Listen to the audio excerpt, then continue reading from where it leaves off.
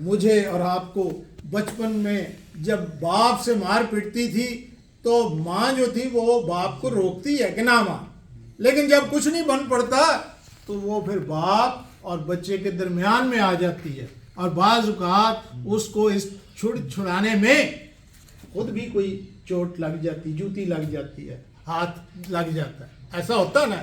میرا خیال ہے کہ ہماری شخصی زندگیوں میں ایسا ہوا ہے. اور جو خدا کے لوگ ہوتے ہیں وہ شفاعت کرتے ہیں، وہ انٹرسیشن کرتے ہیں، وہ انٹرسیسری پریئر کرتے ہیں. اور جس نے گناہ کیا ہے جب اس کو خدا سزا دینا چاہتا ہے تو خدا کے شفاعتی لوگ کہتے ہیں نہیں خدا اس کو نہ تو اس طرح مار، اس کو سزا نہ دے، یہ کلام نہیں پڑھتا، ابھی کلام کی روشنی اس تک نہیں پہنچی، اس سے گناہ سرزد ہو گیا ہے، ان کو تم معاف کر دے، ان کو اور ٹائم دے دے، یہ کلام تیرا پڑھیں گے، سچائی سے واقف ہوں گے، یہ تیرے کلوز ہوتے چلے جائیں گے، ان کو سزا نہ دے.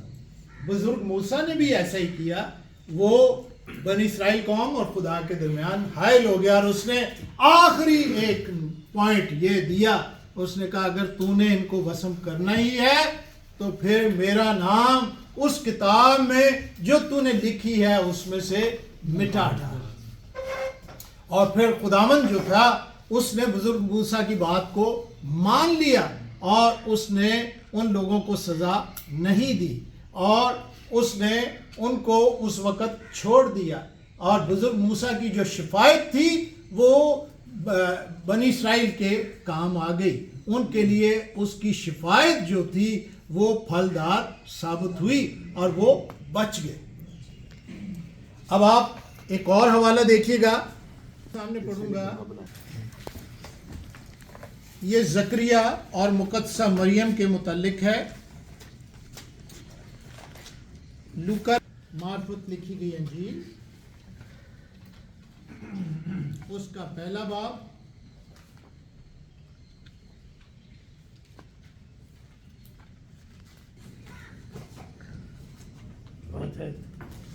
پہلا باب 5ویں سے 38ویں آئے.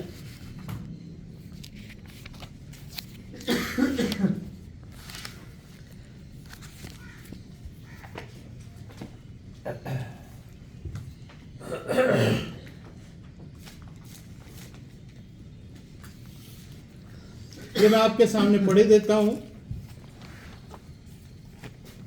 کلام مقدس میں یوں لکھا ہے، یہودیہ کے بادشاہ ہیرودیس کے زمانہ میں اتیا کے فریق میں سے زکریا نام ایک کاہن تھا، اور اس کی بیوی ہارون کی اولاد میں سے تھی، اور اس کا نام الشبہ تھا. وہ دونوں خدا کے حضور راست باز اور خداوند کے سب احکام و قوانین پر بے عیب چلنے والے تھے. اور ان کے اولاد نہ تھی کیونکہ الشبہ بانجھ تھی اور دونوں عمر رسیدہ. یاد رکھیں کہ الشبہ اور مقدسہ مریم یہ دونوں کزنز تھی. الشبہ بھی عمر رسیدہ بھی تھی اور بانجھ بھی تھی. اس کے ہسبینڈ کا نام الشبہ کے زکریا رکھا گیا.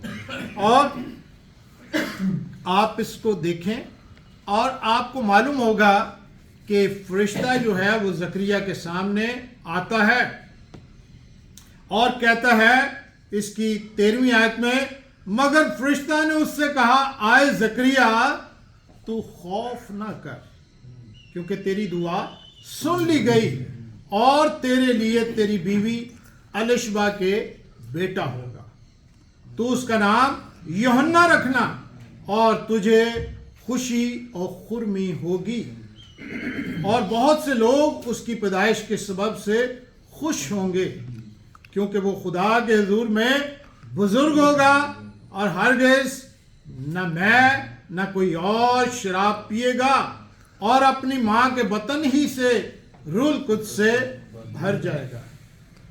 اور بہت سے بنی اسرائیل کو خداوند کی طرف جو ان کا خدا ہے پھیرے گا، اور وہ ایلیا کی روح اور قوت میں اس کے آگے آگے چلے گا کہ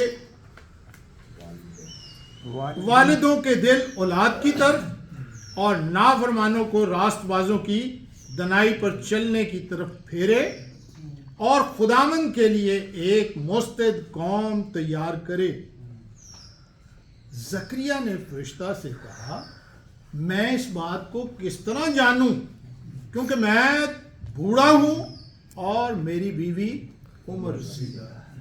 یہ یہاں پر زکریا کے اندر شک پایا گیا۔ اس نے کہا میں کس طرح اس کو جان لوں، میں کس طرح اس پر یقین کر لوں۔